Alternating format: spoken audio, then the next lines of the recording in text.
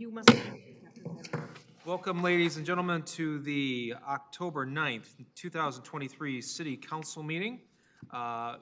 Mayor Vicky Barnett is slightly under the weather tonight, so I'm Mayor Pro Tem Randy Bruce taking her place. And we are going to start, as usual, with a Pledge of Allegiance. So join me in the pledge. I pledge allegiance to the flag of the United States of America and to the republic for which it stands, one nation, under God, indivisible, with liberty and justice for all. Thank you. All right, and now we will have the clerk call the roll. I will note that Mayor Barnett is absent, but council members Bullaware, Here. Bridges, Here. Bruce, Here. Knoll, Here. Massey, Here. and Newland. Here. Thank you. All right, thank you. Next, we move on to correspondence. Does anybody have any correspondence that they wish to bring up? Mr. Mayor Pro Tem, Oh, should I'm we sorry, approve the agenda? we need a motion for the approval of the agenda, so. So moved. I'd move Very good. approval as published. Very good. Is there a second? Second by Mr. Bridges. So we have a motion by Dr. Massey, second by Mr. Bridges. All in favor, say aye. Aye. Those opposed? Okay, it passes 7-0. Now, we can move on to any correspondence anybody might have. None that we haven't already received, I'm sure. I'm sure all of us have received multiple Lots of emails. on one particular topic. 110 to be And about exact. 90% of them don't even live in the city. So, there you are. All right, so now we move on to the consent agenda. All items listed under the consent agenda are considered routine, administrative, or non-controversial by the city council and will be enacted by one motion. There will be no separate discussion of these items unless a council member or citizen so requests, in which event the items may be removed from the consent agenda for consideration. And I've asked Mr. Bridges to please read the consent agenda for tonight. Thank you, Mr. Mayor Pro Tem. Item number 6, recommended approval of cost participation agreement with the Road Commission of Oakland County for the pavement or rehabilitation of the roundabout at the intersection of 14 Mile Road and Farmington Road. This is CMR-1023-112. Item 7, recommended authorization of a event participation agreement with Oakland County for the 2023 M Career Quest SE to be held on November 14, 2023, CMR 1023-113. Item 8, recommended approval of award of bid for a pickup truck, uplifting and snow plows to Truck and Trailer Specialties in the amount of $42,140. This is CMR 1023-114. Item 9, recommend approval of award of bid for medical use oxygen to Blue Water Industrial Products in the estimated amount of $25,000 with extensions. This is CMR 1023-115. Item 10, recommended approval of the City Council regular session meeting minutes of September 11th, 2023. Item 11, recommend approval of City Council study session meeting minutes of September 18th, 2023. Item 12, recommended approval of City Council regular session meeting minutes of September 18th, 2023. Thank you. Is there a motion? I'll make a Yes, Ms. Knoll. I'll make a motion to approve the consent agenda as read by Councilmember Bridges for October 9. How about for No, items 6 through 10. Oh, I'm sorry. Okay, so 6 through 9. So I am going to make a motion only to approve items 6 through 9 on the consent agenda as read by Councilmember Bridges for October 9. Support. Support by Dr. Massey. And we'll call the roll on that. Council members Newland, Yes. Bullaware, Yes. Massey, Yes. Knoll, Yes. Bridges, Yes. and Bruce. Yes. All right, do we have another motion? Who's on 11? Massey or somebody had to do it. 10. Item 10. I would move approval of item number 10 as read by Mr. Bridges. Yes, you were. Is there a second? Second. Second by Ms. Knoll. All right. And the clerk will call the roll. Councilmembers Bolaware, Yes. Massey, Yes. Knoll, Yes. Bridges, Yes. Newland, Yes. and Mayor Pro Tem Bruce. Abstain. And then one more motion. Well, before I make a motion on the minutes, it says September the 18th. Yes, those have been corrected. Yeah. That's been To corrected. show who was Okay. absent, yes. All right. Then I'll let somebody else make the motion. Okay. I make the motion that we approve consent agenda items 11 and 12 as read by Councilmember Michael Bridges. Is there a second? Second by Ms. Newland? All right. And City Clerk will call the roll. Councilmembers Massey, Abstain. Knoll, Yes. Bridges, Abstain. Newland, Yes. Bolaware, Yes. and Mayor Pro Tem Bruce. Yes. All right, got through that. Thank you. Okay, now we come to the portion of the meeting for public questions and comments. Your comments will be limited to 5 minutes for any item that is not on the agenda for tonight. So if you'd like to step up to the microphone, and you will have 5 minutes to speak. You can line up, or you can just wait, either one. Good evening. My name is Dan McRoberts. I live on Greencastle. I'm here about 12 Mile Road between Middlebelt and Inkster. Lots of issues with the construction on 696. There's 4 points I'd like to bring up. The first one are at Inkster and Middlebelt, where the right lane ends. Could it be possible, I know this is also the county, not just Farmington Hills, but could there be an extension of the white line to show that the right lane does end and it's not just a free-for-all? So that might help alleviate people cutting in at the last minute. So that's something that could help.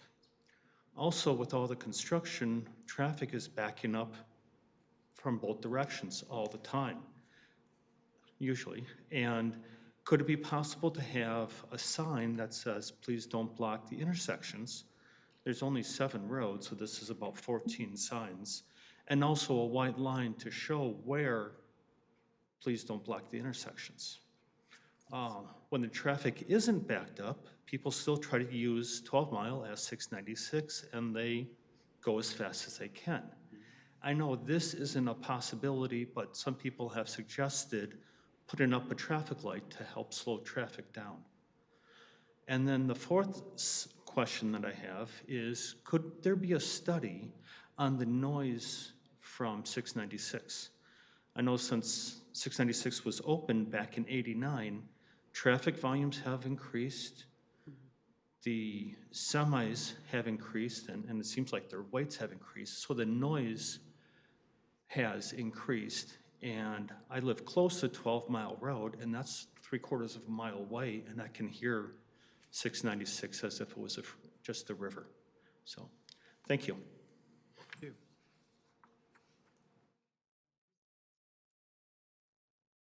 Good evening. My name is Rebecca Lasecki. I'm a 23-year taxpayer in Farmington Hills. Rolled up here tonight in my electric vehicle to this LEED certified green building to talk trash. I know that you'd have to be living under a rock to not know that we've all gotten our enormous trash carts delivered in the last couple of weeks. Full disclosure, we've already had ours picked up and we've returned it to the city. Not that we're against the whole idea of the trash cart, we just can't handle a 95-gallon trash cart in our property, and we wouldn't produce enough trash to fill it in 3 months. So my question is whether it might be possible to accelerate the distribution of smaller trash carts. I know that at the last meeting it was mentioned that we'd have to wait 6 months before we'd be able to get our hands on the smaller carts that are a little easier for those of us who are not getting any younger to handle. I was reading in the Farmington Press that the folks here at the city determined that the 95-gallon trash cart was the sweet spot to handle most people's trash, and I'm not sure how that sweet spot was determined when, statistics would dictate that you'd probably be straight down the middle with something medium-sized, kind of along the lines of our recycling carts. When the recycling carts were rolled out, the default was that everyone would receive the medium-sized cart and could request a larger or a smaller, depending on their needs. And we know that that was intended to encourage us to recycle more and produce less trash, and we understood the assignment. So now my family of 3 produces one 13-gallon kitchen-sized trash bag per week, but we fill up our medium-sized recycle cart. So we understood the assignment. And I know that in the last city council meeting, it was mentioned that the city decided not to offer the residents the choice of the size of trash cart because at the time that the recycling carts were rolled out, it was a big hassle for the city to provide the residents with what they needed. And I take issue with that because by definition, the city services are here to serve the needs of the residents and the taxpayers. So it's kind of your job to take care of the hassle so that we don't have to. We're on the cusp of being empty nesters ourselves, so we're going to be producing even less trash. And one of the beautiful things about Farmington Hills and what we love about our community is that we take care of our seniors here. We offer a lot of programs, and despite my youthful glow, I am a participant in many of the 50 or better health and fitness programs at the Costic. So I've been speaking with some of my classmates, and many of them are concerned they won't be able to haul those trash carts down their driveways in good weather, much less in ice storms and sleet storms and that sort of thing. So I'm kind of asking on behalf of all of us if we might have an opportunity sooner to get the smaller trash cart. In 2023, it seems kind of counterintuitive to the think globally, act locally idea of, saving our earth to have a trash can that's larger than your recycle bin.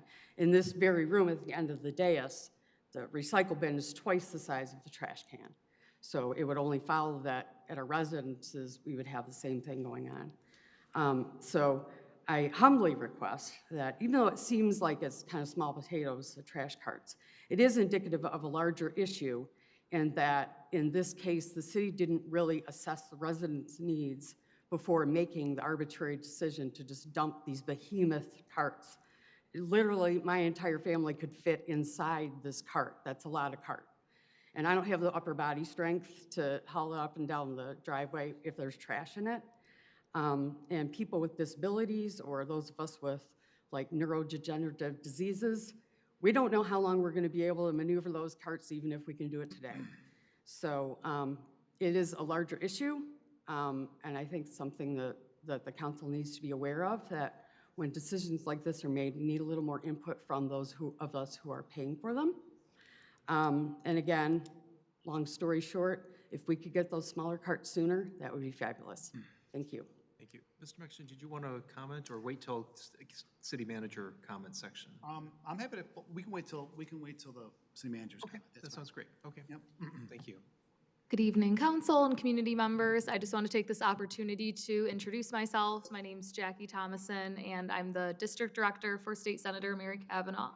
She represents Northwest Detroit, Redford, Livonia, Farmington, and parts of Farmington Hills. This is her first year representing Farmington Hills, so as her district director, I'm trying to get more out in the community, meet some constituents, and learn about what issues are important to you guys, what you want her to focus on in Lansing. So just wanted to make it aware that I will be here, and if anyone wants to come up and chat with me, I'm happy to share my information with you, and looking forward to getting to know more of you. Thank you. Thank you. Thank you.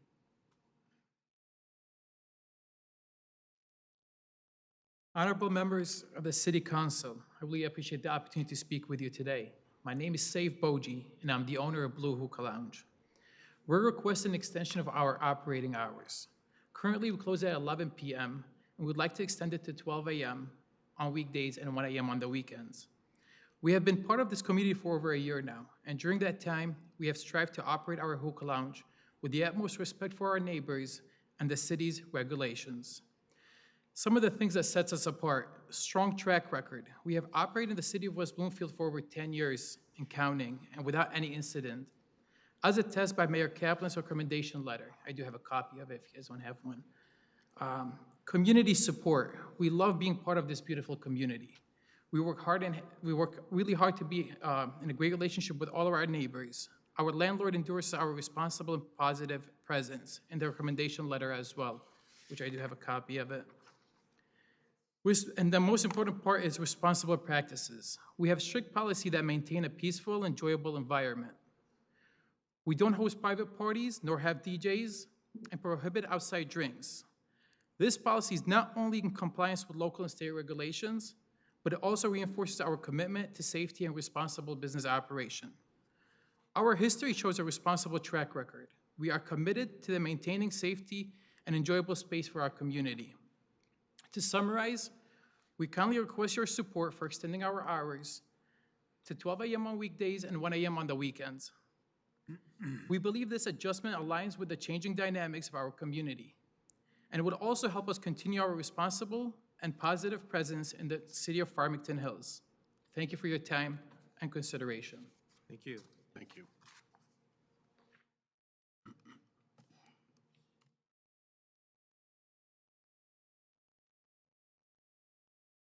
Hello, my name's Dr. Thomas Giacino. I'm a local orthodontist here in Farmington Hills for the last 35 years.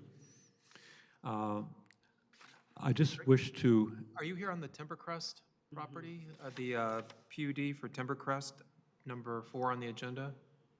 I haven't seen number 4 on the agenda, so I don't know the answer to that, sir. Okay.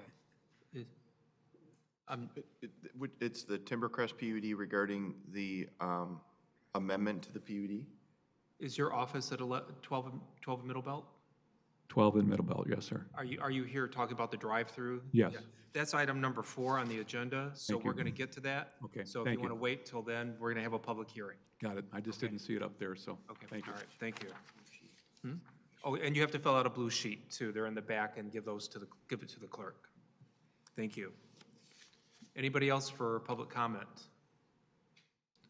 All right, seeing nobody else, we will close public comment and bring it back to council members for any comments or announcements.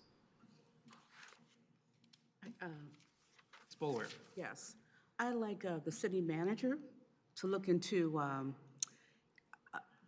the construction that's going on Middle Belt Road that's north of 696. It seems like there's construction going on Middle Belt while Inkster is closed. So the detour presently have construction on it. So it's making it very difficult to navigate, in that particular area. I think that sort of parallels with what an earlier resident had mentioned about the 12-mile project. It's very difficult. Traffic was backed up, I believe, on Saturday to get from 11-mile to Middle Belt to 12-mile to Middle Belt. Probably took about 20 minutes, and it's really a 5-minute drive, no more than 5 minutes.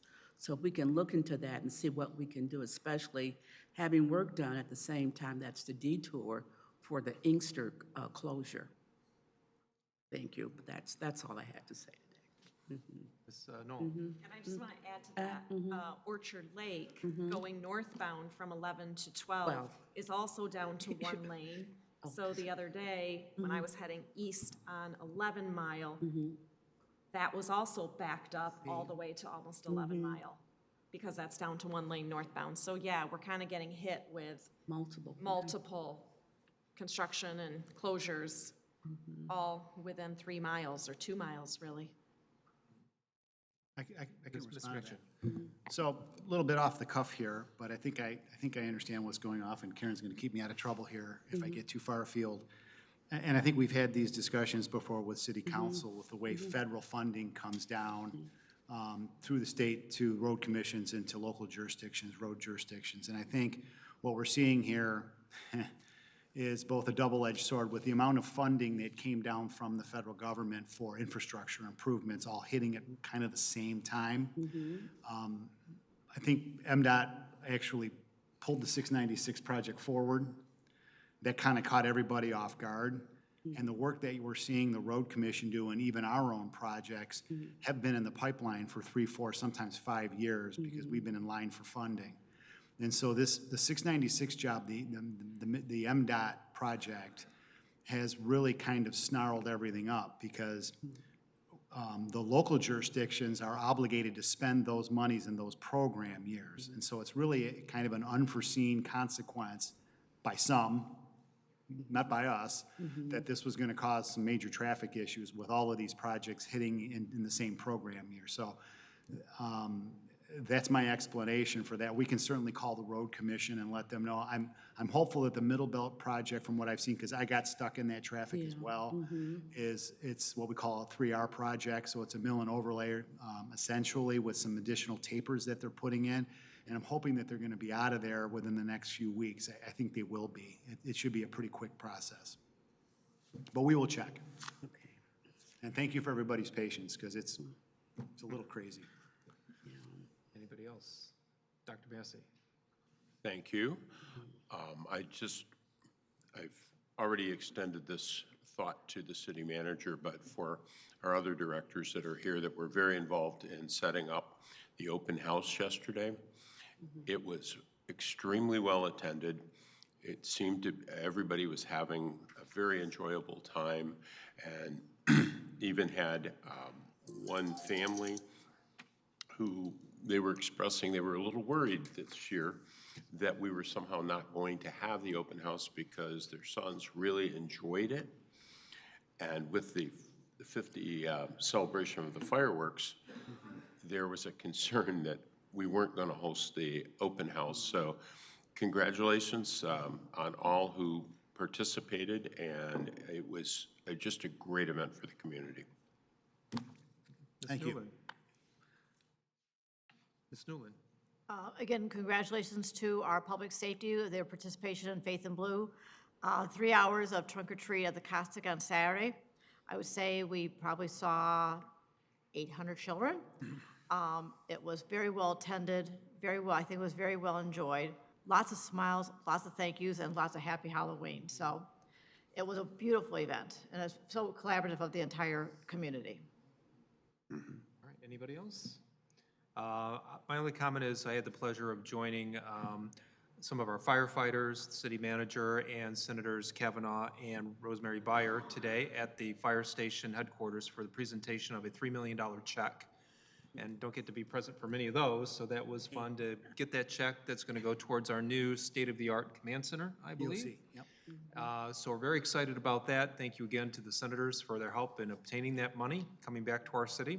We greatly appreciate it, and it's really going to help us out in terms of our response and if there's any kind of a disaster and being able to really utilize the state-of-the-art facility. So really happy about that, so thank you. Next is city manager update. Thank you. So I too would like to say and recognize our staff and congratulate our staff that participated in the planning and staffing of our citywide open house event yesterday. It was a really nice event. It was a little crisp out, but we had a great turnout. We had J Towers on property promoting us and simulcasting live.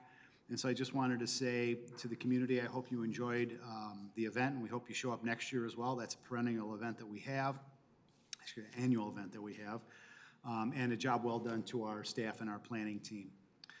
I also wanted to recognize our city assessor, Matt Dingman, for receiving the Assessment Administration Specialist designation for the International Association of Assessing Officers. Yes, there is an association that recognizes and helps our assessing professionals across the state. There are only 3 individuals in the state of Michigan that have this designation, and it recognizes Matt's skills in property tax assessment, so we're very lucky to have Matt. And then the last thing I did want to say, and it relates to the rubbish cart rollout, this is the first full week for our residents to officially start using their carts. We do understand that there are some folks in the community that don't like the size of them, and we will do what we can to try to address those concerns. But just some statistics that to try to keep things in perspective. We rolled out over 23,000 rubbish carts in the last 4 weeks. Of those 23,000 rubbish carts, we had 300 of them returned, which means we have about 1.5% of the population that didn't even want to try and give it a chance, which is fine. We will try to accommodate, those residents as those carts become available and as labor issues and supply chain issues also come to bear when we try to address those things. So overall, a very successful deployment that was done very efficiently. Thank you. Thank you. All right, now we move on to unfinished business. The first item is on the agenda number 2, consideration of approval of the enactment of ordinance C-8-2023, amending the Farmington Hills Code of Ordinances, Chapter 34 zoning in order to add a definition of shipping container and amend the definition of building to amend Article 5 to include a new subsection addressing vehicles, commercial vehicles, recreational equipment, trailers, storage pods, and shipping containers, and similar off-site built enclosures that are used as accessory building or use, and approval of summary for publication. And who wants to take the lead on that? Charmaine? Yes. Very good. Good evening. Thank you. Charmaine Kettler-Schmaltz, the Director of Planning and Community Development, here to introduce the item. The action before you this evening is enactment of the zoning text amendment number 2. I did want to call out, this is the second reading for this text. We have had brought to our attention there were 2 typos in the original that was looked at the last meeting. The addition of the word "of" in between a couple of words, and the replacement of one number within the lengthy section. So 2 typographical errors, not substantial to the correction of that. Public hearing was held at our last meeting, and so we're here to look at the motion for enactment. Okay, very good. Mr. Jopik. Just from the legal side of things regarding those corrections, normally if there are any sort of major changes to the ordinance, it goes back to first reading again, but these are typos. These are minor errors that were typographical, clerical type errors. So in this instance, from a legal perspective, we believe it's acceptable to move forward to second reading and adoption. Just wanted to make sure that was clear. Thank you. Thank you. All right, any questions for Charmaine before I open up the public hearing? All right, very good. Thank you. We'll go ahead and we'll open the public meeting or hearing. If anybody would like to speak on this, I think we do have some blue slips. No, we don't, not on this item. So anybody that would like to speak on this? Seeing none, I'll close the public hearing and bring it back to council for discussion and a motion. Mr. Bridges. I have a motion, Madam Mayor, Mr. Mayor Pro Tem. Yes, go ahead. I'm here to answer any questions if you have. Make a motion. Oh, go for it. All right, thank you. I move council approve the enactment of ordinance C-8-2023, amending the Farmington Hills Code of Ordinances, Chapter 34 zoning, in order to add a definition of shipping container and amend the definition of buildings, and to amend Article 5 to include a new subsection addressing vehicles, commercial vehicles, recreational vehicles, trailers, storage pods, and shipping containers, and similar off-site built enclosures that are used as an accessory building or use, and approval of summary for publication. Thank you. Support. We have a motion by Mr. Bridges, a second by Ms. Bolaware. This is a roll call vote. Councilmembers Knoll, Yes. Bridges, Yes. Newland, No. Bulaware, Yes. Massey, Yes. and Mayor Pro Tem Bruce. Yes, it passes 6-1. All right, very good. Now we have item number 3, consideration of approval of the enactment of ordinance C-9-2023, amending the Farmington Hills Code of Ordinances, Chapter 34 zoning to amend the definition of motel, and approval of summary for publication. Ms. Schmaltz. Good evening. This is the second of the 2 items that we have up for enactment this evening. This zoning text amendment does address the definition of motel within our ordinance. We did have the public hearing on this at the last hearing, and I did want to just reiterate, perhaps just for the folks who are here watching on TV. This change to the code does not modify the uses that are permitted within our community. It defines the definition of motel a little bit more clarity, but does not currently allow for and does not anticipate changing the uses that are permitted within our community. So we don't currently permit short-term rentals. This ordinance would not change that. Correct. That's right. And just to also clarify a question that we've gotten a lot, there's been some concerns that if this were passed, people that sell their home would no longer be able to remain in their home for the 30 or 60 or 90 days in between selling and moving out. And this has nothing to do with that, correct? It's not the intent to address that, and it does not look to be something that would be utilized in that way. We've had that reviewed through our attorney's office as well, so I don't know if there was any additional comment from Steve. I'd be happy to make an additional. Yes, Mr. Chapik. Yes, I agree with everything that has been said in response to that question. And in addition, I would point to the definition itself as it reads. It talks about offering and made available to the public. So in those instances of a private real estate transaction where where an existing property owner sells to a buying property owner, that's not an offering of the property for rent to the public. That is a contractual arrangement in connection with a real property transfer transaction that enables the existing property owner to remain on the premises for a period of time. There is no offering of the property to the public. In my opinion, it wouldn't fall under, and it's not intended to fall under these changes to the ordinance. Thank you. All right. Yes, Ms. Knoll. I just want to also point out that this does not prevent someone from renting their home, or I should say leasing their home. Some people have a second home and they rent out their home. Obviously, they do need to register that home with the city. We currently do have a rental ordinance already, and it requires registration, but this also doesn't prevent someone from renting out their home, for 6 months or a year or so forth. Basically, here's the history behind this, is we have a situation in Farmington Hills that's now happening more frequently, where people are renting out their home for an hour. Now, let me tell you, nothing good happens when you rent out your home for an hour. The neighbors are complaining. People are renting out their homes for parties, music festivals, all sorts of other things happening when you rent out your home for an hour, 2 hours, 3 hours, and so forth, or an evening. The neighbors have come in and complained about the noise. The people that are coming to these parties or music festivals are parking on the people's grass. They are throwing beer bottles everywhere. Imagine if you lived next to that. You wouldn't want that. No one would want that in their single-family residential neighborhood. So that is what this is attempting to address. We currently already do not allow motels in a single-family neighborhood.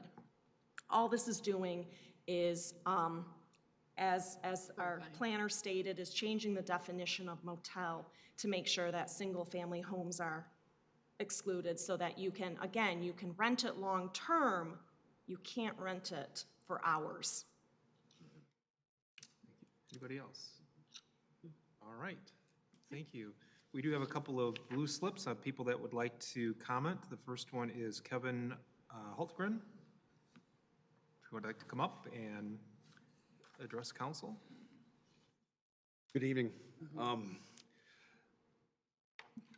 Made some notes here briefly. Dr. Massey, I know you had responded to our call for action, and I do appreciate your thoughtful response. And I don't want any of my comments here to make you feel like I'm calling you out, but you did respond, and I do appreciate that. Your response was that this would, our concern is that it would limit the private property owners of the city of Farmington Hills to exercise their ability to utilize their property. You felt that that was not necessarily the case, and your concern was that people will not want to buy here if they can't use their home as an Airbnb. My concern is for the people that actually do live here. And if you do want to use your home to rent it out for a certain period of time, you have ordinances that cover noise, that cover parking, that cover trash, that cover disturbances. You have ordinances that cover all of these things. So it is my feeling that the city should not adopt a policy that restricts usage of a homeowner's property in a way they see fit. Mr. Hultgren? Hi. Yes, sir. Just a couple of questions. I see that you live in Trenton. Yes, Michigan. Does Trenton have a short-term ordinance? not at this time. So they don't have anything, people could live in Airbnbs in your neighborhood next door? They don't have any restrictions at this point in time. So since you don't live here, I'm just curious, what is your interest in the I'm a ordinance? realtor. So you would be earning commission by basically renting Airbnbs. So you wouldn't be living next door to the Airbnbs that you would be renting out. I would have no problem living next door to that. There are ordinances that cover I'm everything not else. saying whether you would, I'm just saying you're not a resident here. I'm but not, be no, sir. impacted. You wouldn't be impacted by this here if you weren't a resident. People I represent might be impacted by it. I'm just clearing that up. Okay, thank you very much. Appreciate it. Next is Terry Spiro. Good evening. I'm here on behalf of the Greater Metropolitan Association of Realtors, and I respectfully would like to point out a few items about what a realtor does for the community and our passion and investment in the community. I lived in Farmington Hills for 20 years. I don't now, but the association that I was president of last year is over 11,000 realtors who work in this community. I would argue that other than a homeowner themselves, nobody cares more about the integrity of a community than those of us that actually sell the community. We sell the schools, we sell the city services. We're all involved in advocacy. We're looking out for the interests of private property owners, but we're also a very good ally and a source of information where we've had multiple cities reach out to us. We have hosted legislative breakfasts and lunches where we talk about challenges in the community and how we can help.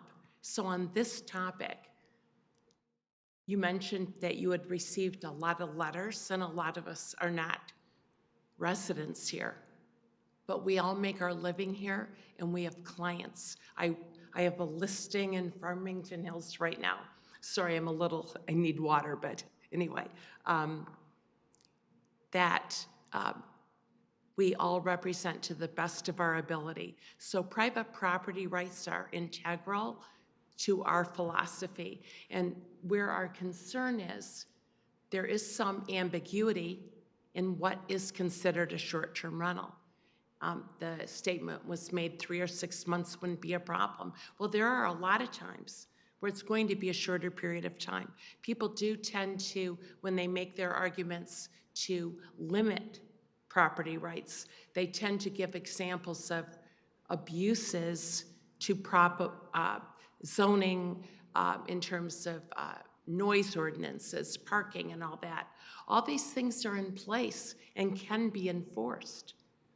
But there's many areas that are in between your worst fears and what is really going on out there. We're looking at people that need to rent their properties, sometimes very short-term because of economic circumstances. We have people on strike right now. We have senior citizens, a client of one of my realtor friends here tonight, who cannot afford her medications without supplementing income. These are the faces of who we are representing. You are as well, looking out for the city, and we're looking out for the private property rights of our clients. So I would argue that there is a way to resolve and solve your fears and concerns. Because if I had somebody come in and say there was a loud festival next door, my first reaction would not necessarily be, well, was that house rented out?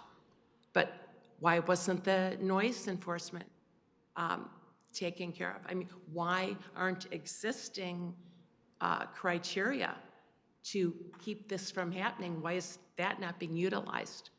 So we are completely, as a board of realtors, opposed to any restrictions. And this is what we talk about in every city or township we go to, because it's a slippery slope. Where is that definition? The definition of a motel seems very ambiguous. And there are definitely circumstances where somebody needs to do a short-term rental.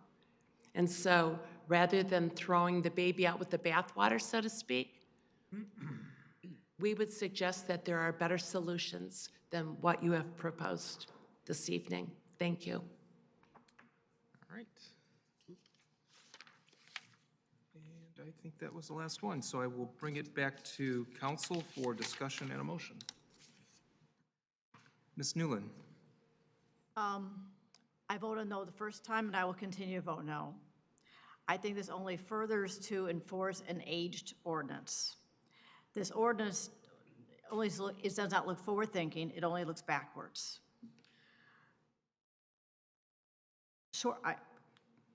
Whenever I travel now, I look for a short-term rental. I don't like hotels. I like my family when they come in the city to live in a hotel.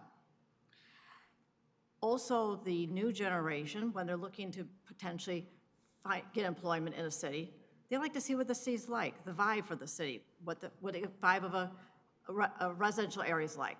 Then they're going to do a short-term rental versus staying in a hotel to see, do I really want to move there and accept this employment? I also think it really definitely controls the rights of a private property owner.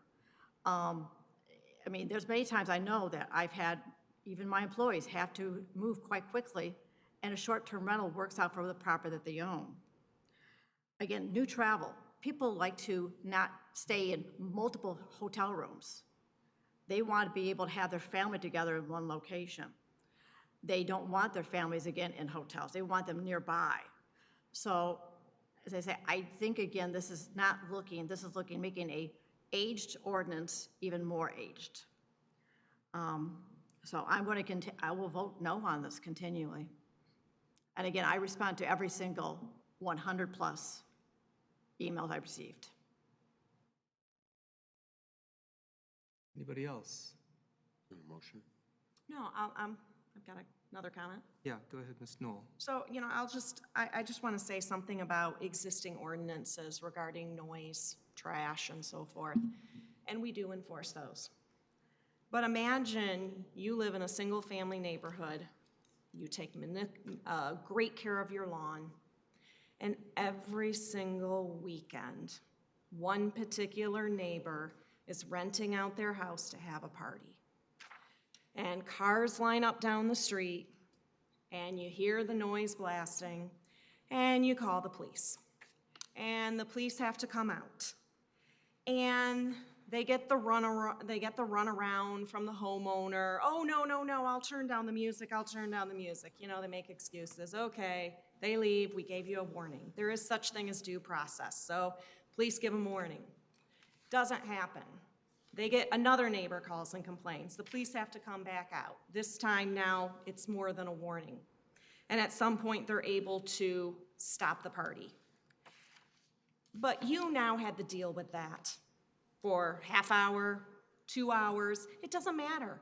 You're trying to enjoy your backyard and have your family for a barbecue, and you've got that blaring down the street and cars parked in front of your yard. And oh, guess what? Now it's 12 o'clock at night and pitch black, so you don't even know that there's beer bottles and trash on your yard until you come out the next morning. Well, guess what? At that point, it's too late. You're the one who has to clean it up. And unfortunately, that's what we're dealing with. And even though the city enforces our ordinances, in some cases, there's nothing you can do when the party's on the weekend. I mean, you can call the police, but what else do? You can call the zoning inspector on Monday morning, but at that point, the party's done. What is he gonna do then? He's not gonna come pick up your trash for you. You now have to pick it up. So we have to strike a balance in the city. And I do believe in protecting private property rights. But we strongly believe in protecting the rights of the existing homeowners that want to enjoy the peace and tranquility of their property. This is Farmington Hills.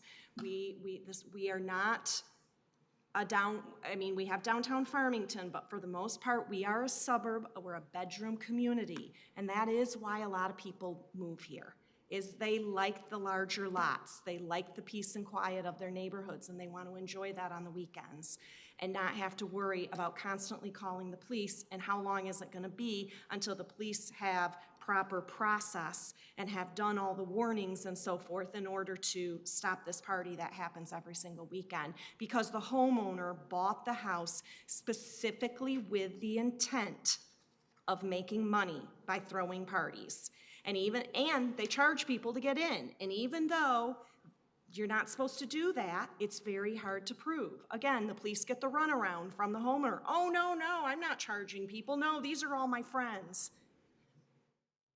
And then we have to go to court with them and spend city resources. Your taxpayer dollars are spent in court trying to prove that this homeowner is charging people to get in and operating basically a business in a single-family residential home, because that's what they're doing.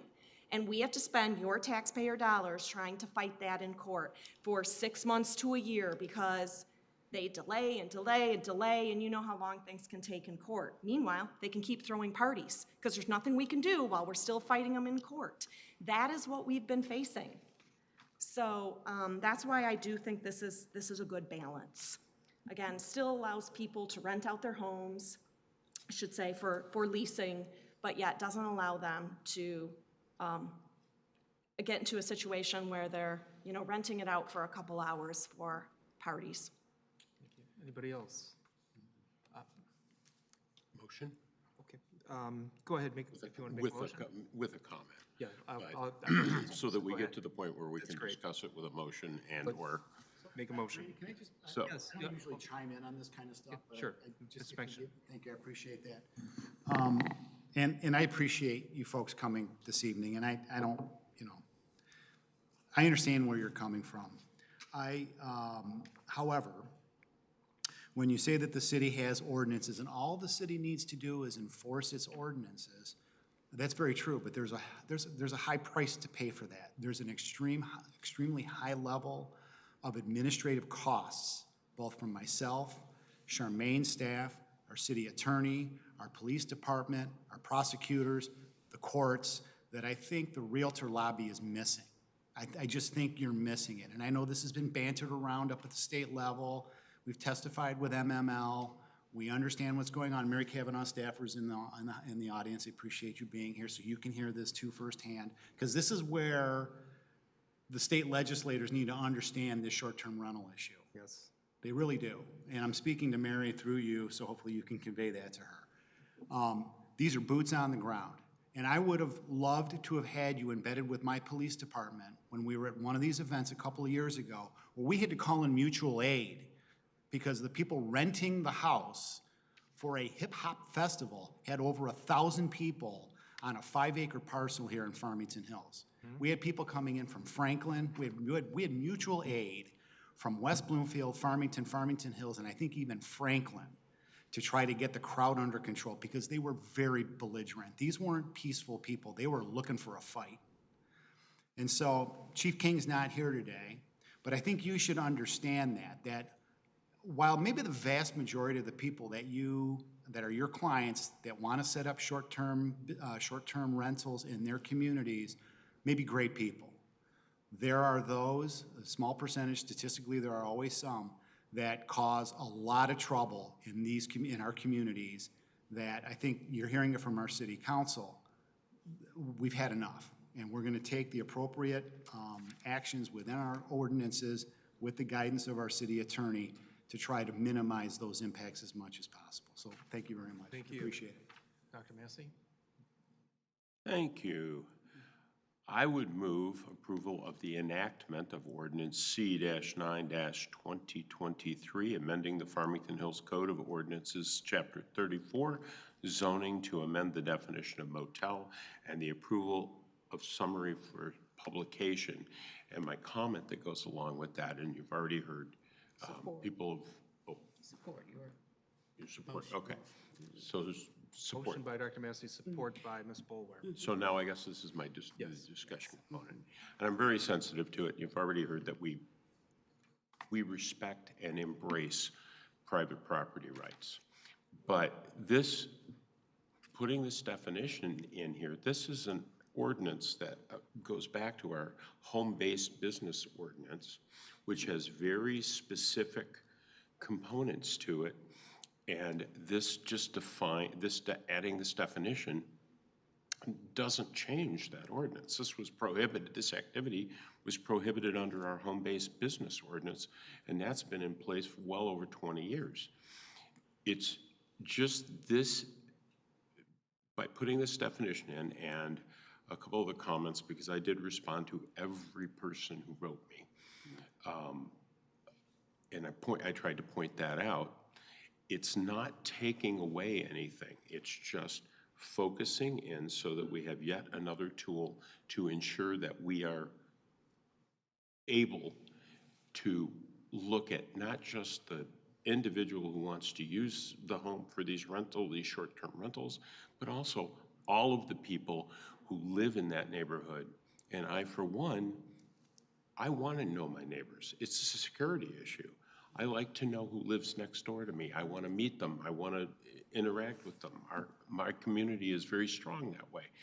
And if every weekend that's transitioning, or these few bad actors are doing as Ms. Knoll, as Councilwoman Knowles talked about, and the city managers talked about, that takes away from all of the people who legitimately want to just live in a zoned residential district, and we have other zoning, and it by no means prevents short-term rentals, because we do have them in areas of the city that are close to residential components. I'm thinking of the one that's on Freedom Road. There is an Airbnb. It's tucked right in. It has a residential feel to it. It's nice, but it's not in the subdivision. It's just on the periphery. So we at no point are interfering with, we're not changing anything or blocking anything or adding anything new. And by the way, I had this very same conversation with GMAR, and the question they asked me was, how long has the home-based business ordinance been in place? And once I articulated which one it is, Chad. It's zoning 34-4.12. And when you look at that, that's been there for over 20 years. And they said, oh, okay, so we're not changing that. We're just defining. And that's why I'm making the motion for this evening. Thank you. I'm going to vent my spleen a little bit here too, because of all the emails that we got. And I've got to be honest, if it was an email from somebody who didn't live here in the city, I just deleted it, because I pay attention to what the residents of this city want. Since 2003, I've been elected by protecting the rights of our property owners. I don't care if somebody lives in White Lake or Pontiac or Detroit. I don't care what they think about what we do here. I only care about what our residents, our taxpayers feel we should be doing here in this city. So I did respond to all the people that wrote me that live in this city, because I think they deserved a response back. But I've got to tell you, I hear a lot about the rights of property owners. What about my rights as a property owner? I have the right to quiet enjoyment of my property. If I'm sitting at my home, I don't want new neighbors every 12 hours or every 24 hours. That's a business. You're running a business out of a residential home. And I'll tell you, a rental like that, I used to do rental homes. I used to be a realtor many, many years ago, and I used to buy and sell rental homes. And I fixed and flipped a number of homes myself, so I know this business. A rental is very hard on a piece of property. Short-term rentals like that, and I'll tell you, the property owner many times doesn't care what effect they have on the neighborhood, what the house looks like, what the people who rent the home do. I'm president of a subdivision association right now, and we have people that rent their houses out for 6 months to a year at a time. We don't allow short-term rentals there either, any shorter than 6 months. But even with them, they're not upkeeping their homes because the property owners a lot of times, or the renters don't. And a lot of times the property owners don't care what the renters do. So we have to try to push them to keep the home in at least decent repair. So, and if you're renting that home out, that property out every night, they're certainly not going to care. So I have the right to that quiet enjoyment of my home, and renting out a piece of property on a daily basis is violating my rights to my property.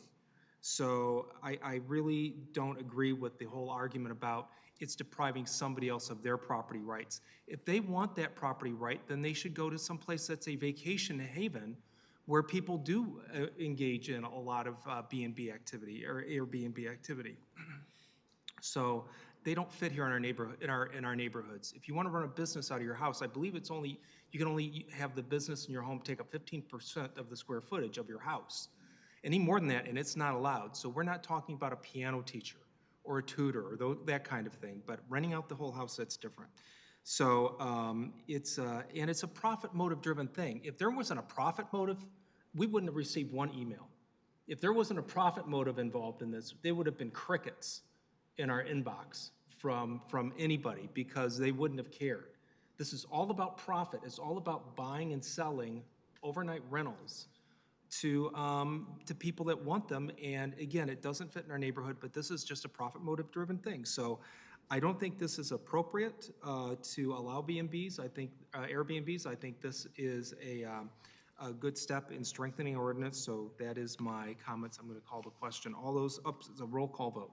Council members Bridges, What's the question? I'm sorry. It was allowing for the publication, allowing for the ordinance? It's a yea or nay on the motion. No. you're a no? Sorry. I'm sorry, you said no, correct? Yes. Just, okay. No, I'm for the ordinance. I'm sorry. Okay. Yes, I'm sorry. I apologize. Yeah, Newland, No. Bolaware, Yes. Massey, Yes. Knoll, Yes. and Mayor Pro Tem Bruce. Yes, thank you very much. It passes 6-1. Now we move to new business. And item number 4, consideration of the approval of First Amendment to Planned Unit Development, PUD 6/1993, Timbercrest Agreement. And we'll turn it over to our planning department. All right, let's see if I can get the screen up here. PowerPoint. You were so busy listening to Randy.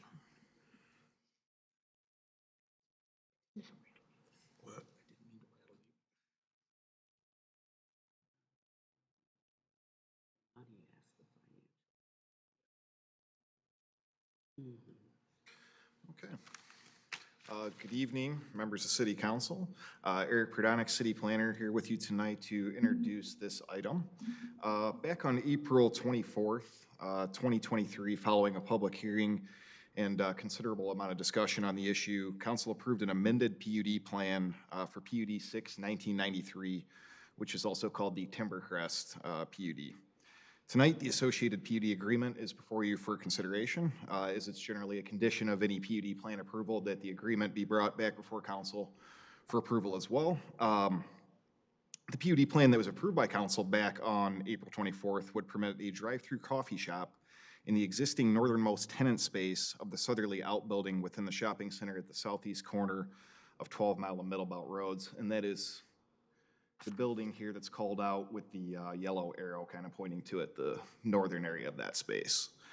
An amendment to the PUD is necessary in this case because the proposed drive-through use is not presently permitted within the shopping center under the current PUD agreement.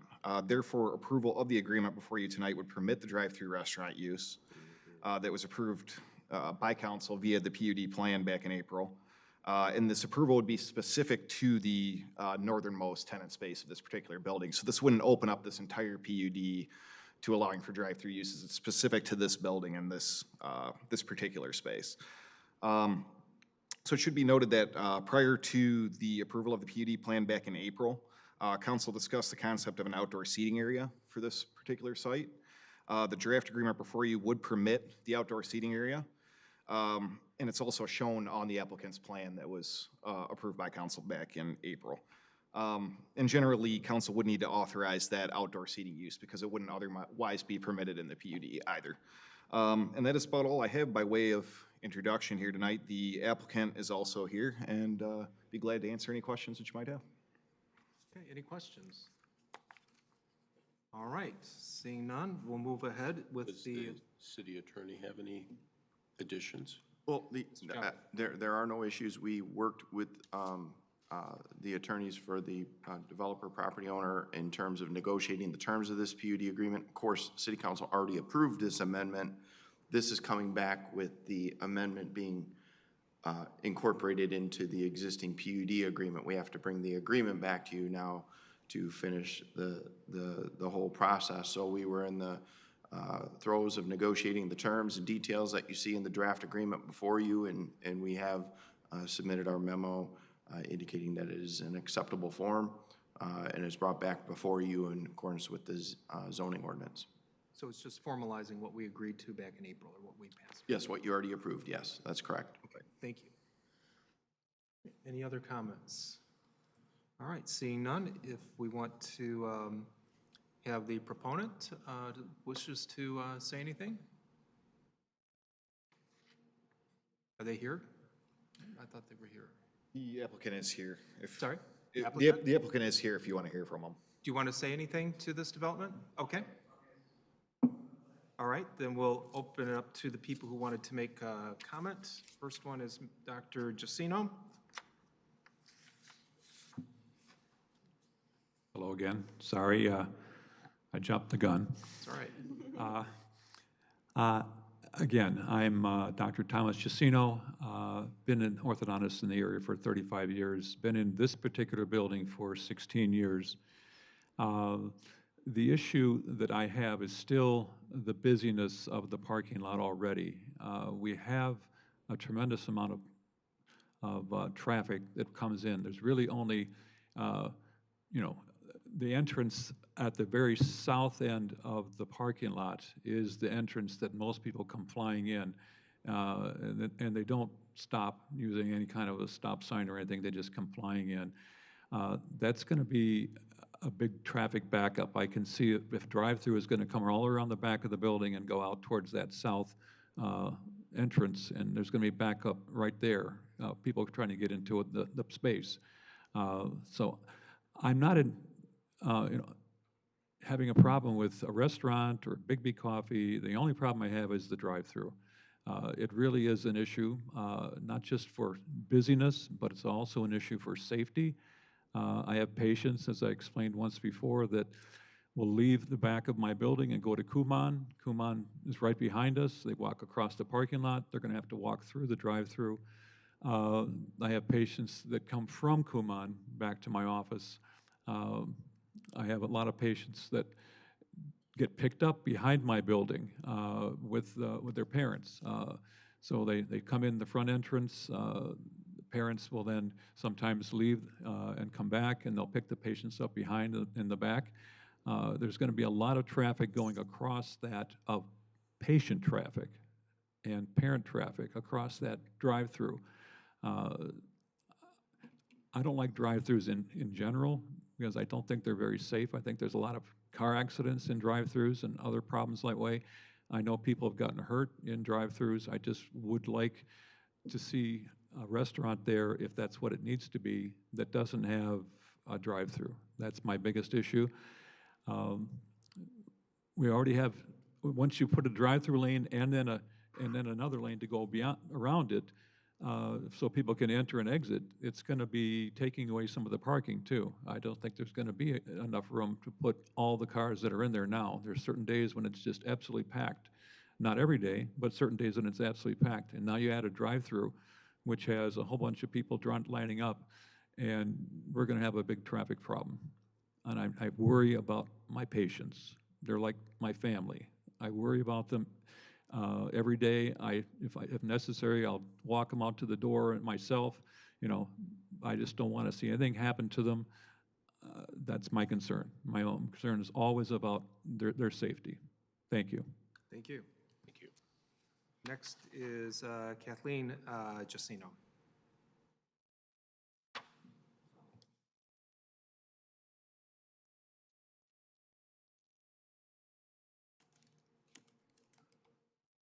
Good evening.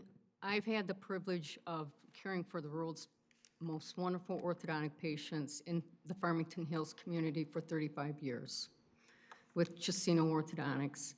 I don't know if anyone present was available on May 4th, 2005, when there was a horrific car accident in front of our former location, 30330 West 12 Mile Road. That accident, which was caused by a drunk driver, killed a family in our practice, a mother and her 2 sons who were coming for an appointment with our practice. I still have nightmares thinking about Sam Weinstein ejected from the car and seeing him laying on the pavement in our driveway. We forever became known as that orthodontic practice where the horrific, terrible accident happened. We had crisis management for months, children coming to the practice, crying, walking into the office because they had to walk over the pavement where their friend Sam and Alex passed away and were killed. When we relocated to the present location, 17600 Middle Belt, it was a gift to be able to move away from the office where this terrible accident occurred. I don't know if anybody has done any search as far as statistics are concerned, but just Googling, this is from a website associated with a law firm.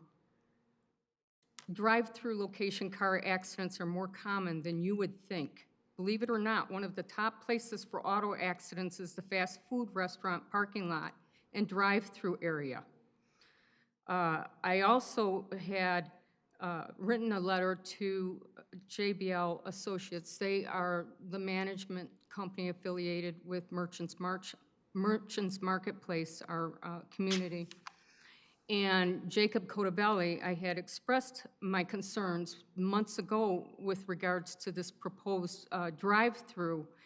And one of the recommendations that JBL Associates presented was the idea of proposing that we set up a patient pickup area where the trash lane is and put a fence next to the back door where the children exit so that they are unable to walk into the drive lane.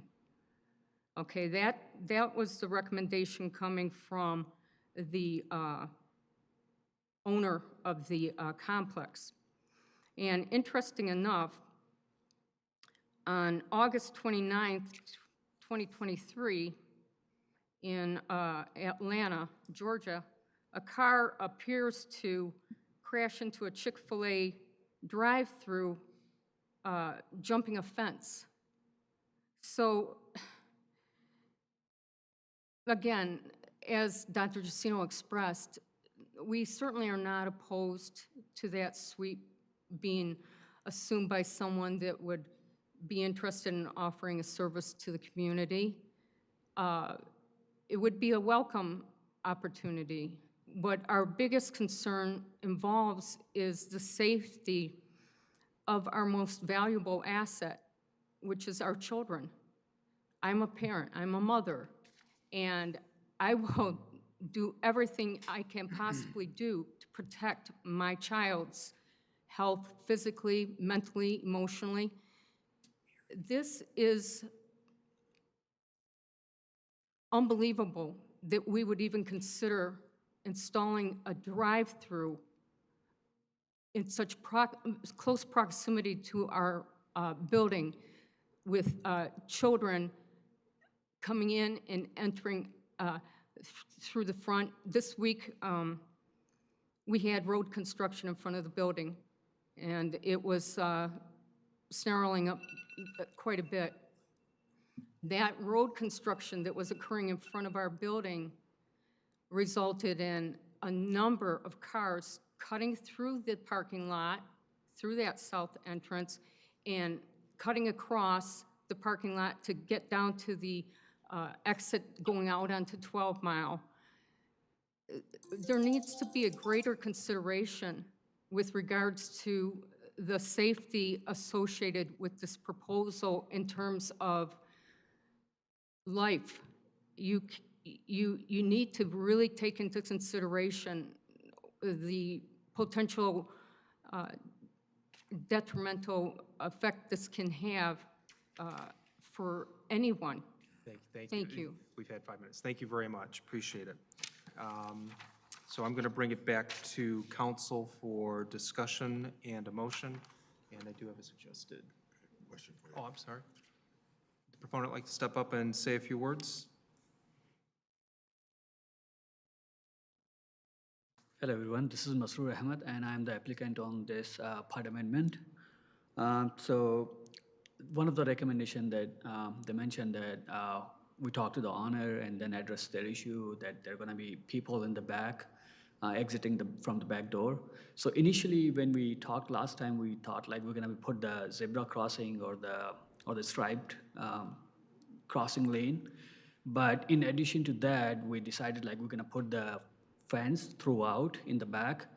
And after that fence, there's going to be a loading zone lane, and then there's going to be a drive-through lane. So there are going to be like 2-3 kind of like protections. So number 1, zebra crossing. Number 2, fence. Number 3, there's going to be a loading zone lane that's not going to be used all the time. It's just like once in like 2-3 days. And then there are going to be drive-through lanes. So I believe that would address the issue, the safety issue. Second is, I know she mentioned the accident with the Chick-fil-A, but if you see the Chick-fil-A, there are like 50 to 100 cars all the time in the Chick-fil-A. And then if there's one accident in, I don't know how many years, that pass the fence, that can happen anywhere. So I would like to mention that as well. And another safety issue is like, they're mentioning like there are going to be like, there are a lot of traffic and there's not enough parking space. So we did already the study.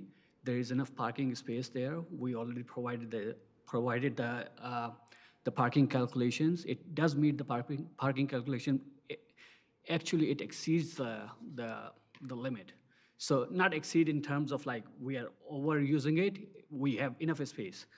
And so I would like to say, I mean, I have 2 boys as well, and I will be devastated if something happens to the kids. And I'm going to say like we are taking the safety measures, and there's going to be a traffic study as well. So if the concerns are true, it is still contingent upon the traffic study. So it's not like we're going to just go second day and then build the drive-through. So we already have a lot of contingencies and the conditions. So if we meet all those, then we're going to build the drive-through. So that's all I want to say. Thank you. Thank you. Oh, Mr. Bridges. Yes, so you are in the process right now of conducting a traffic study right now? No, until this is not approved, because we talked about these things last time as well. Traffic study and then this, all the other study requirements with the detailed engineered plans and all those things are going to cost tens of thousands of dollars. So if we have the approval here, and again, it is conditioned, like if the traffic study is approved, then they're going to be drive-through. Even though if you today approve this, and then the traffic study comes back and then it says, oh, you cannot build the drive-through there because it doesn't meet the safety requirements, we cannot build the drive-through. I have a question for Mrs. Schultz, if I could. Charmaine, question for you. Good. Is that the process that a traffic study is completed after the after council makes the decision, or this normally what happens? The traffic study is done after council makes their decision? Is that normally how it works? It is, because this is on its way to a site plan layout. Okay. So the details of that, you had your concept with the PUD plan that was reviewed in April in order to approve a drive-through as a use for this location. The traffic study would feed into that detailed site plan layout that will be going before the Planning Commission. Okay. Just to ask a question, is the police department involved in the traffic study or regarding? Traffic engineers. Traffic engineer, okay.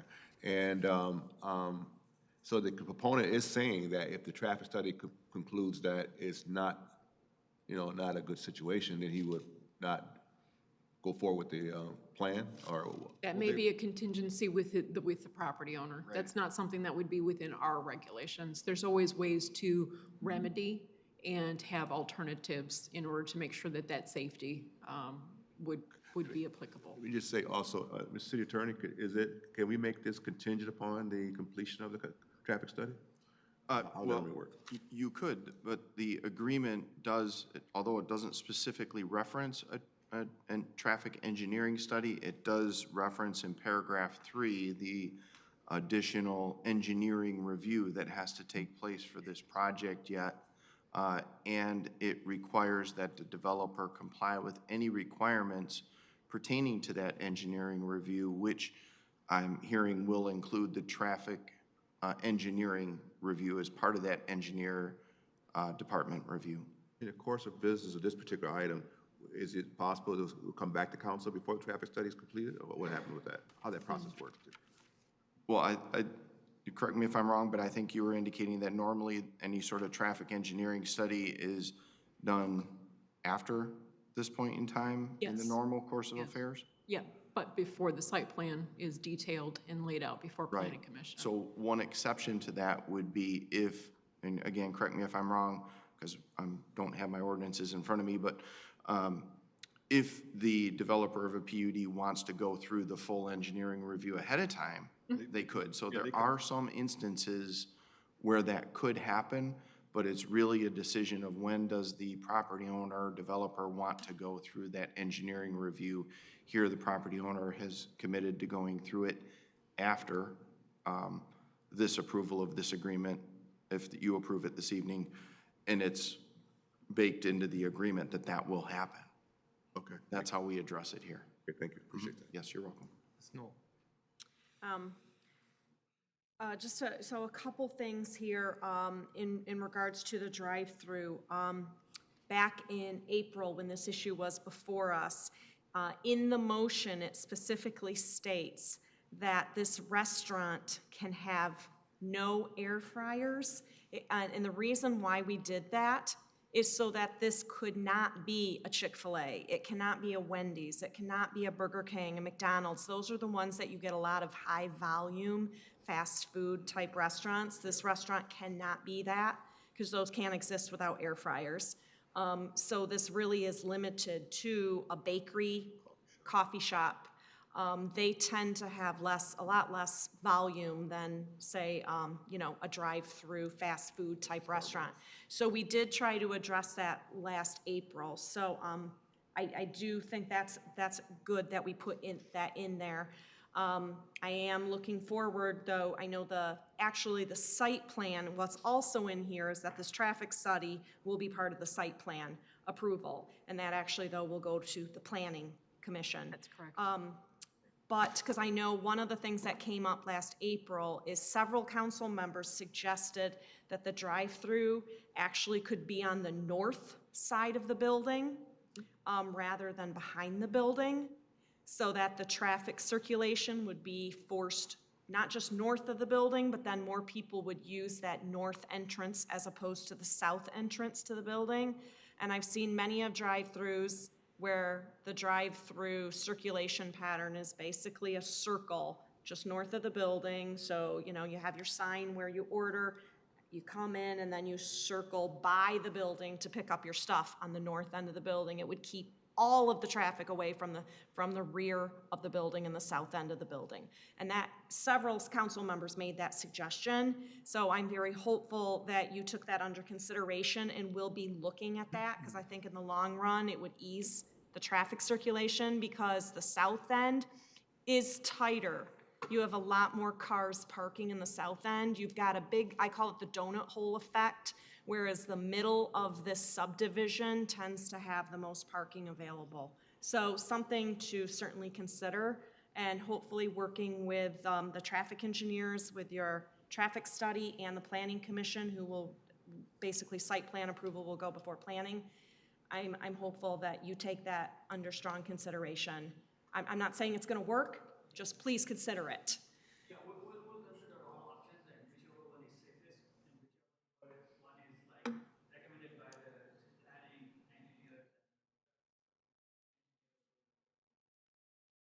That's all I had, thank you. Is it time for council comments? I don't have questions, I have comments. Well, we want to do a motion first, and then we can make more comments. Why don't we do that? Anybody have a motion? Sorry, I'm in the wrong order. Dr. Massey. Mr. Mayor Pro Tem, I would move approval of the First Amendment to the Planned Unit Development PUD 6, 1993 Chambercrest Agreement. I'll support. Support by Ms. Knoll, and all right, Ms. Bowler, do you want to make some comments? Yes, I do. I am opposed to a drive-in for this location. I like the idea of having a coffee shop there because that's a great thing. But in that particular area where most drive-throughs are located, there is a buffer between the neighborhood itself and the drive-through. In that particular subdivision, the subdivision is very integrated with that shopping strip. There is a walkway from the subdivision to the shopping complex there. And we have many children, other than those that are going to the dental office, the orthodontic office there, who ride their bikes through there, who walk through there to the pizza shop to pick up pizzas. They're walking to the Hawk. They gravitate and zigzag through that parking lot in order to take a shortcut to the Hawk. I think there are a lot more children that are using that particular location than what we thought. I know that the doctor's office there, I always see a lot of children come through there, especially just all day long. And for the Kumon, I see a lot of kids coming in and through there. I know in that location, it probably will not impact your coffee shop, but there is now an event space that will probably be busy on the weekends, maybe from noon, because they do weddings, they do all kinds of things. So currently, there are not a lot of parking spots there. And if we extend this shop to make way for a outdoor seating area and also gates to ward off some of the space, there will be less, I think, parking spots for those people who are visiting the Kumon Center, which is very, very busy. A lot of children, I mean, there are always parents in that parking lot waiting for their kids to come out of Kumon. The same for the doctor's office. Now, on the northern end, where there's an empty office complex, there are a lot more spaces. You don't see, because it's basically empty. It's by the CVS there, and it's by the empty complex.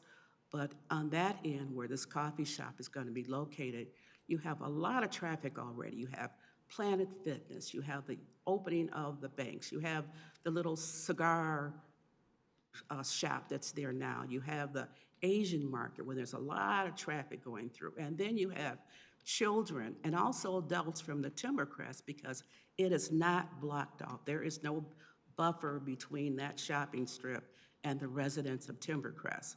So I'm going on record as opposed for a drive-through through that location. I think it's the best use for the people who have businesses there and also for the residents who live in the Timbercrest subdivision.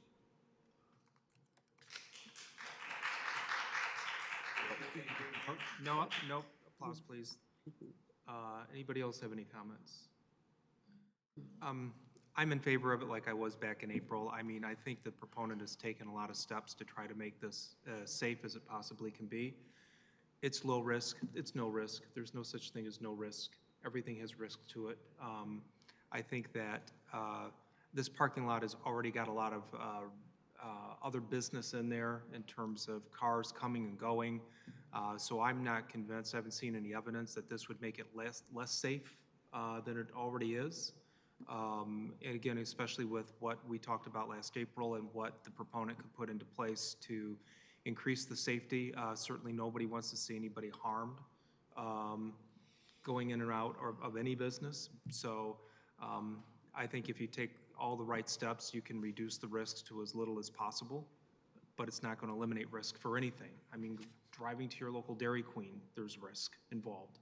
So I think that this is far enough away from the neighborhood. It's right on a very major road in our city.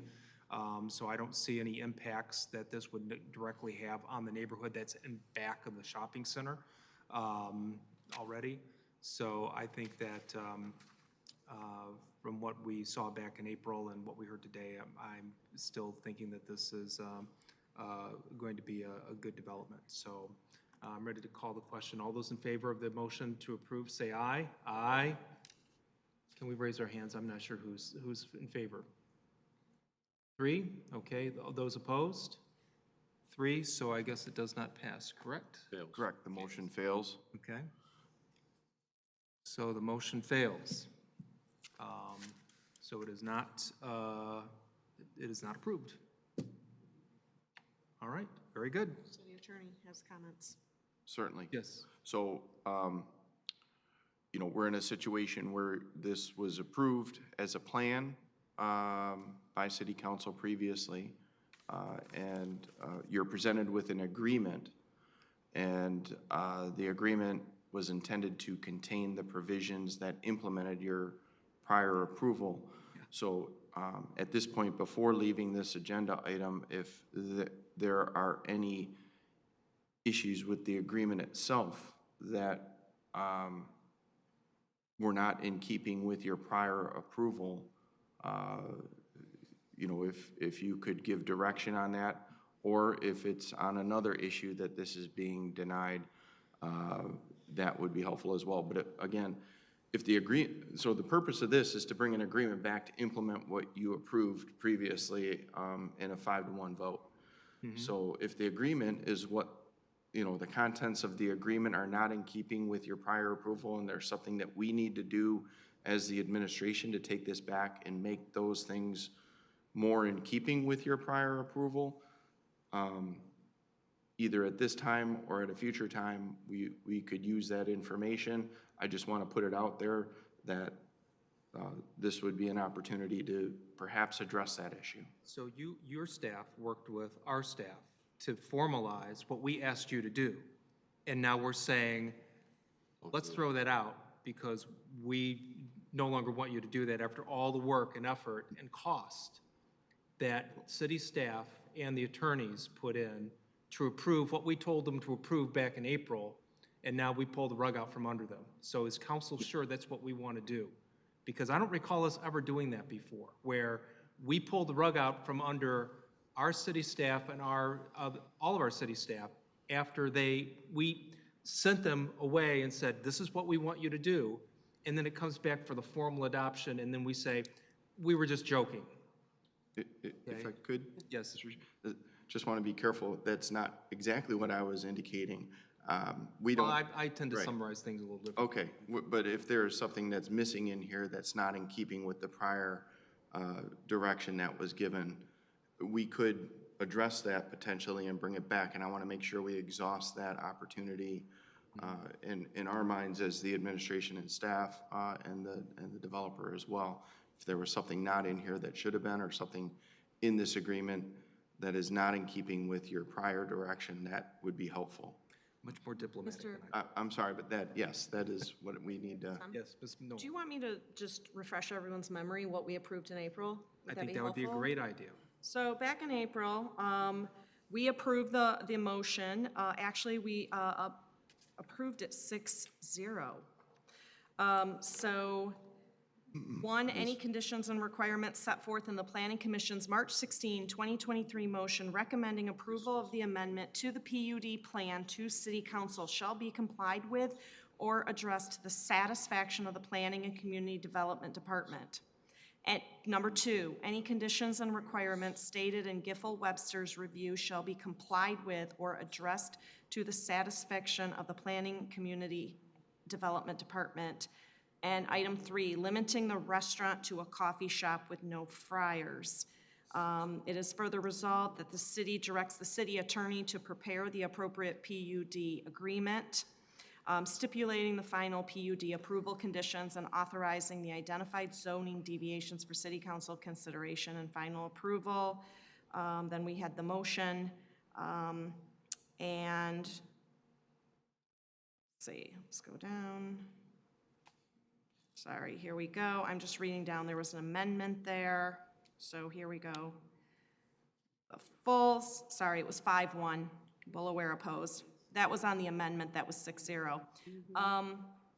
And, oh, number 4, there were 4 conditions, I named 3, here's the 4th, encouraging the traffic engineers to develop a traffic circulation plan that minimizes the impact on existing neighborhood businesses. Again, it's further resolved, we direct the city attorney to prepare the report, I already did that, read that, the PUD. Motion carried 5-1.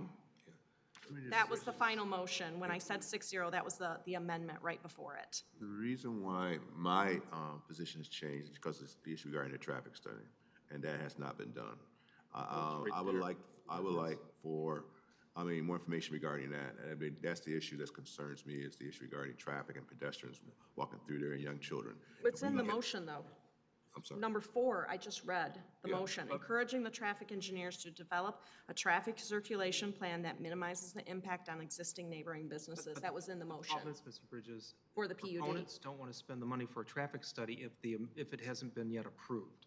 Because if it's turned down, then they've spent 10 or 20 grand on a traffic study that's now worthless. So they're going to wait for approval before they do a traffic study, because otherwise they're putting the cart before the horse. And it could be a huge, for a small business owner, putting that much money out for a traffic study without any assurance of approval would be really, I think, a foolish thing to do. I see your point, but Mr. City Attorney, has been the case historically with these type of decisions, that we wait, that the traffic study is done after the council decisions regarding this issue?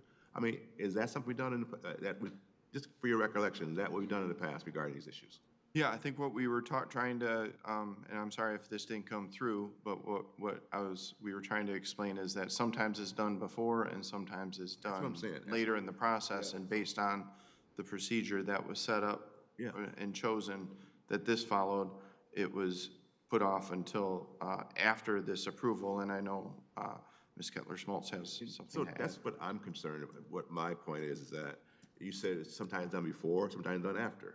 And I think an issue like this that clearly has some safety concerns regarding the placement of this particular business in a specific corner, and regarding the unique characteristics regarding children walking through and other businesses involved. I know we have a similar situation at 12 Mile Orchard Lake. We have Starbucks there, and that feeds off into a larger parking lot. That's a separate situation, of course. But I would like, in this case, did the police department get involved in talking about their position regarding this particular proponent or not? They didn't make a decision, opinion about it, right? No? No, the police department doesn't typically have weigh to? in on traffic.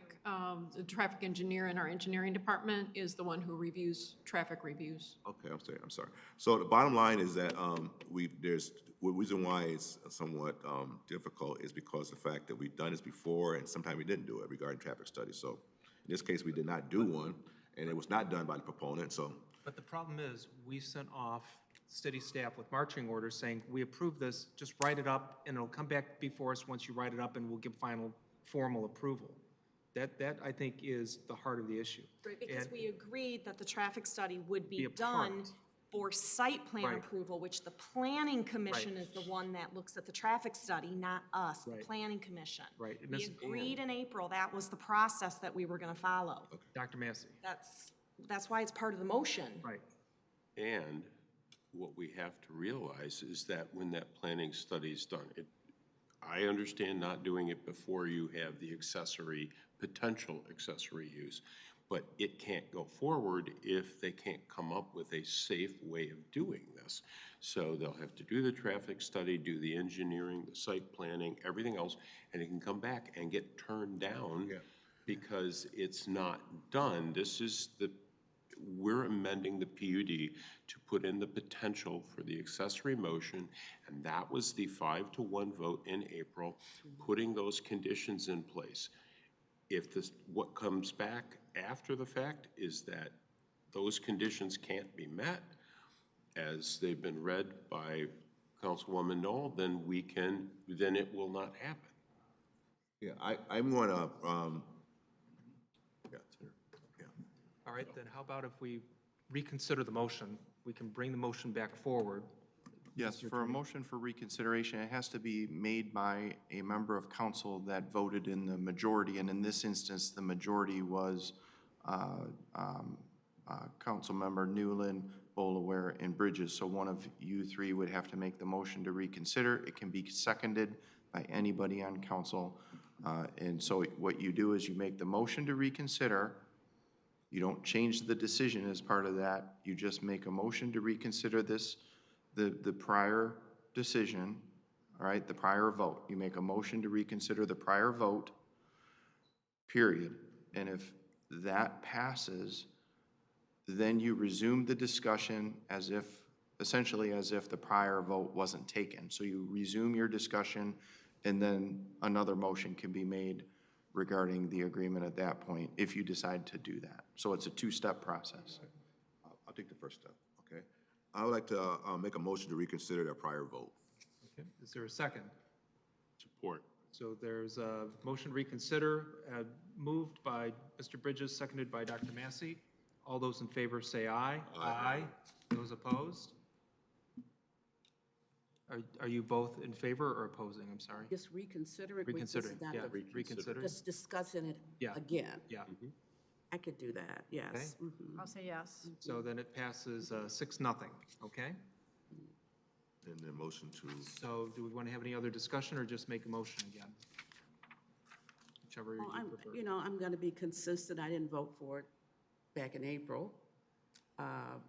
So I've said what I had to say so far this evening. So I wish the traffic study was available for us this evening so that we could have a more informed decision about whether, how that's going to impact safety. So.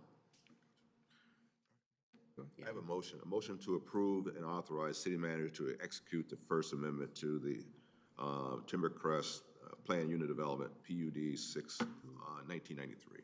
Is there a second? Second. Okay, moved by Mr. Bridges, seconded by Ms. Knoll. This is just a regular regular vote. All those in favor say aye. Aye. Those opposed? Aye. Motion passes 4-2. All right, now we move on to item number 5.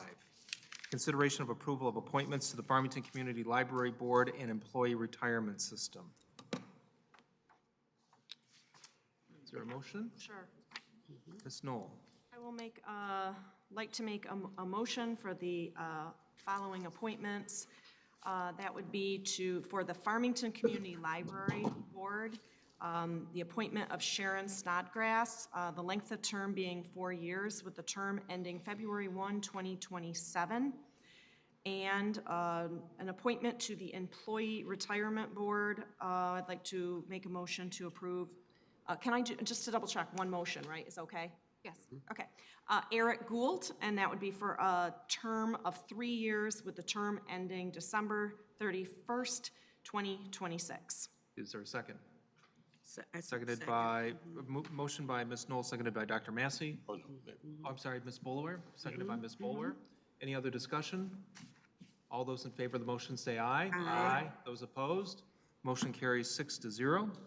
And we've come to the end of our agenda for the evening. There's no additions to the agenda. Any comments on the attorney report? Nope. Okay. Now we're at the end, and we just need a motion to adjourn. So moved.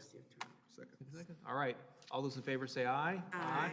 We are adjourned. Thank you very much. Good night, Farmington Hills.